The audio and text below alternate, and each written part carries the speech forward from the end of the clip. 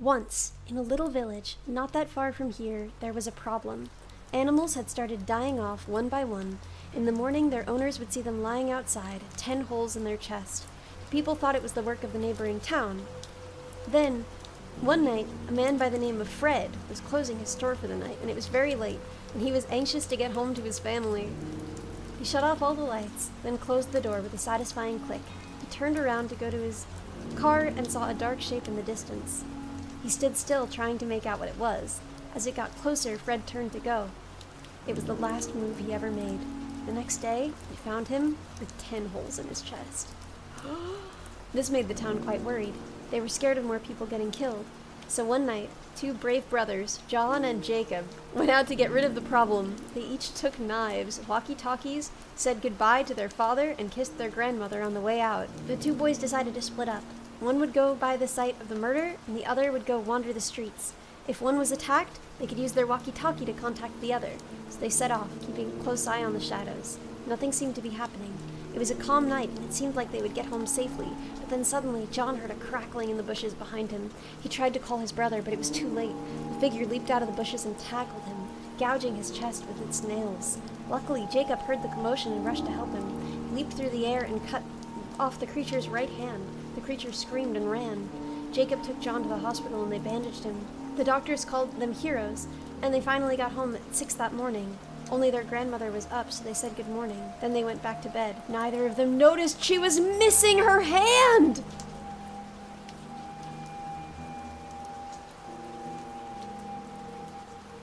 Guys, that one had me in shock. Oh my god. I've got chills. I'm like, I'm spooked. I'm properly spooked. I didn't expect this one to spook me. I wasn't spooked until we got to that, and that spooked me. No, but like, why? Because they live in the town. Why did Grandma just start killing the animals and the guy? What happened to why did she just start doing this? Presumably she lived here the whole time. Oh, but it's so spooky. It's so spooky to think that Grandma was the creature all along. Where, Granny? Grandma went feral. Your grandma hated Fred. He was not her favorite. Why did she attack them? I don't know. Grandma was a werewolf the whole time. That one was a banger. I did not expect them to be this good, honestly. I wasn't spooked at all. I was reading that whole thing like, ugh, this is baby stuff. I'm too cool to get spooked by this. And then it was Grandma? That's spooky. I got a grandma. What if she's a were-grandma? Oh no, were-grandma, where am I? Wait, that's so sad. That's so sad. Did their grandma become a werewolf? Or did the werewolf devour their grandma and follow them home? Oh, scary. Wait, I like that even better. Then it's not even a werewolf, it's like a spooky shapeshifter. So scary. You're kind of annoyed that they never explained the whole thing? Yeah, it is weird, right? Because if it's the claws specifically, why would they just like puncture their claws in and then pull their claws out without like, they don't eat any of it? They just puncture? Very confusing that. It's a very confusing thing. I don't understand that part of the story really, but that ruled. I liked that one. Yeah, 10 fingers makes sense, but why would you just hole punch the body and then not eat anything? Not syringe fingers. Oh, I like that. That's so good. That's so good. Don't some bugs inject their eggs into a host? I love that. That's the spookiest answer. That's the best answer. That's the one I accept. I think that this is a shapeshifter. It wasn't their grandma. This thing already killed their grandma. You know, freaky bug skinwalker.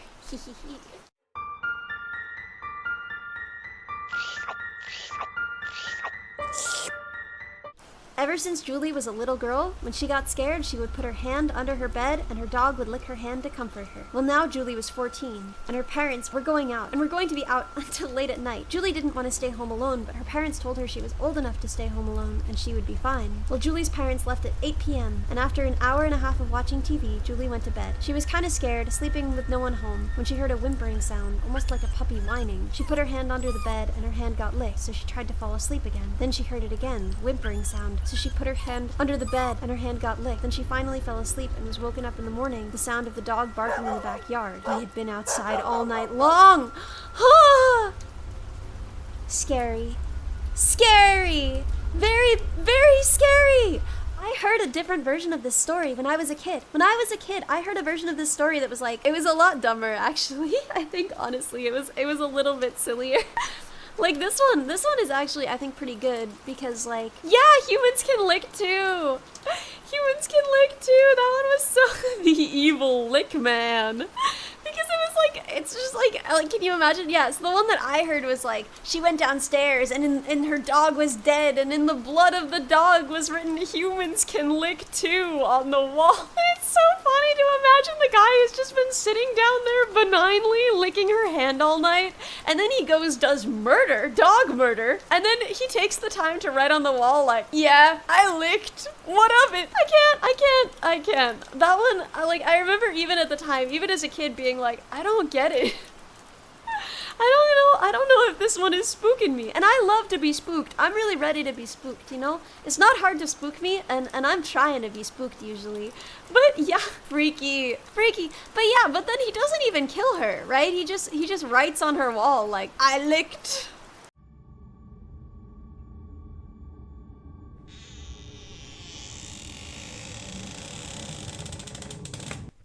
Creak. A sound, faint, distant, but still heard. Crack. Something snapped, or being trampled on. The man sits in his room, reading. The room is silent except for the quiet fire burning. Creak. Just the house settling, nothing more. Crack. Maybe some small animals outside. Whoosh. Was that the wind? But the man stands up and peeks out the window. A clear night is all he sees. The full moon, brilliant in the sky. Laughing at his nervousness, he returns to his book. Creak. The man now silently chuckles at the sound. Crack. How could he have been scared of some sounds? Whoosh. Must be breezy out tonight. Thump. Did that come from inside the house? The man stares into the fire, trying to calm his jangled nerves. Creak. Crack. Whoosh. Will the sound never cease? Thump, thump, thump, thump, thump! Closer, he thinks. The sounds are getting closer. He shuts the book and closes his eyes, and thinks something besides his wild imagination. Creak. Thump. Crack. Thump. Whoosh. Thump, thump, thump. A pause.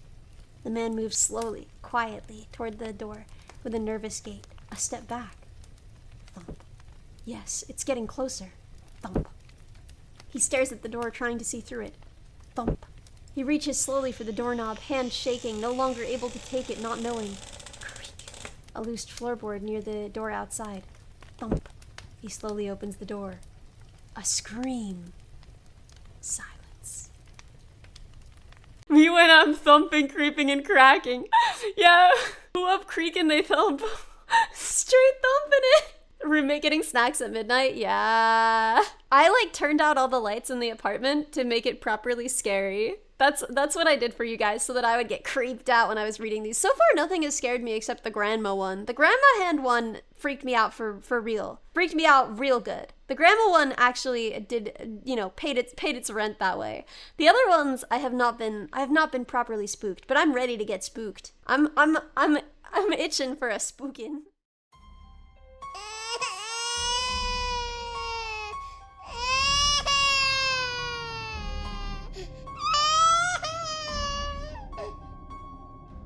Once there was a young woman who had a child, but couldn't afford to take care of it by herself, so she put a blue baby bonnet on its head and carried it 2 miles from her house and left it in the woods. As she began to walk home, she heard blue baby bonnet 1 mile away. As she reaches her home, she hears blue baby bonnet 1 mile away. As she sits in her living room to read a book, she hears blue baby bonnet coming up the driveway. She runs upstairs and sits on her bed, and she hears blue baby bonnet standing at your door. She hides under the bed and she hears blue baby bonnet. Boo! That was the story, but then there's a note.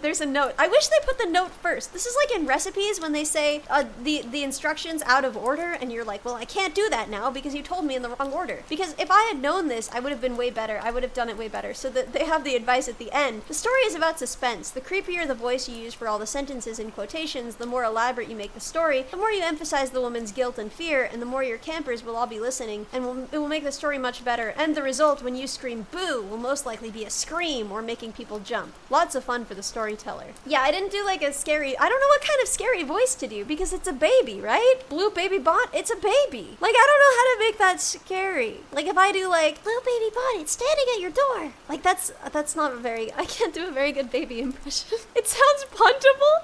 Yeah, I'm not sure. Yeah, goo goo gaga. Menacingly. Wait, why is my baby voice the same as my like New York Italian voice? How come I'm like, hey, sugar, hey. Those legs go all the way up is the same voice as like goo goo gaga. How come that's the same for me? Actually. Blue baby bonnet coming up the driveway. She runs upstairs, sits on her bed, and she hears blue baby bonnet standing at your door. She hides under the bed and she hears blue baby boo! Why are the babies 46? I don't know. This isn't a scary voice at all. Hey, Jay Atlantis, I'd like to see you try, okay? I don't know how to have a scary voice. You hear it slow and rhythmically, like, oh, okay, let me try. Blue baby bonnet coming up the driveway. How's that? Is that scary? Were you scared?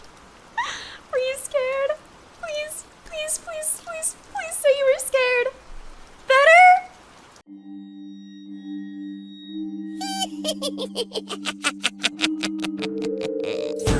There's a little kid in bed, and he's so scared because he hears a sound outside of his window. He looks out the window, and peering, he can see a face. And it's the spooky face of a witch, and she says, do you know what I can do with my long fingernails and my red lips? And he's like, no, So he hides his head under the blankets, and he just waits until morning, and he's okay. He wakes up in the morning, he's okay. He's alive. But the next night, he's terrified to go to bed because he's like, oh no, she's gonna be back. He gets in bed, there's nothing wrong, his dad tucks him in real good. He's like, okay, I'm safe. My parents are in the next room, it was just a dream, it wasn't real. And then in his window, do you know what I can do with my long fingernails and my red lips? And he's freaking out. He's like, oh God, it wasn't a dream. He hides his head under the blanket. She says, tomorrow I'll be back. And he just knows. He knows that tomorrow he's gonna find out. Tomorrow it's all over. Tomorrow night he can't sleep at all. He's terrified. He never even tries. He sits up, clutching the blanket to his chest, just waiting. And finally she shows up and she goes, yeah.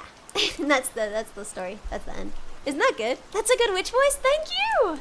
Being sick helps. I feel like being sick has buffed my ability to do a witch voice and like a 2-pack a day Brooklyn smoker. I feel like I'm better at both when I'm sick. You know? I feel like it's really gifted me in the department of voice acting.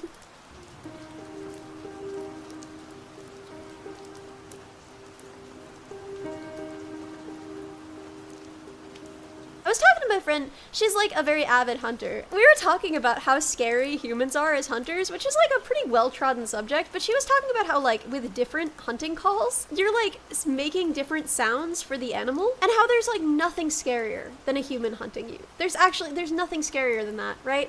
Like, man or bear, obviously weird, false dichotomy, but if it's like a man trying to kill me or a bear trying to kill me, 100% I would rather have the bear, because the bear will just do it. It'll be done.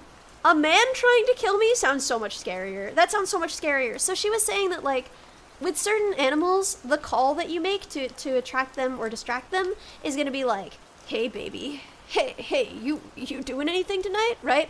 It's gonna be like that, and that feels a little bit less weird. I don't know, it somehow feels a little bit less weird to me than the other one, which is where you're like, help me, please, I need your help, which is so scary and alien.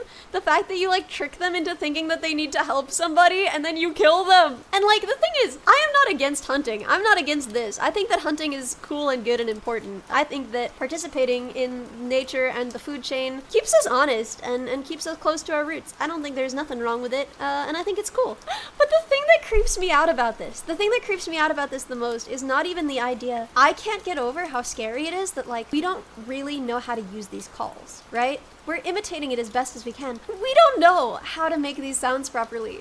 So instead of hearing from the woods like, help me, please, I need help, you're hearing like, help me, help me, help me, I need help, right? You're hearing it all weird and broken and jumbled up and wrong, right?